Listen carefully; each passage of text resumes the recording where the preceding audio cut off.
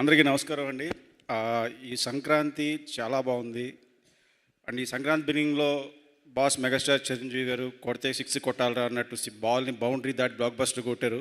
ఆ తర్వాత మిగతా సినిమాలని సూపర్ హిట్లు అయినాయి. అండ్ లాస్ట్లో చార్మింగ్ స్టార్ శర్వా భయ్య వచ్చి అదే స్ట్రీక్లో ఇంకో 6 కొట్టి సూపర్ హిట్ కొట్టావు. కంగ్రాచులేషన్స్ భయ్య. అలాగే ప్రతి సంక్రాంతికి మీ సినిమా సూపర్ హిట్ అవ్వాలి, చార్మింగ్ సంక్రాంతి అవ్వాలి.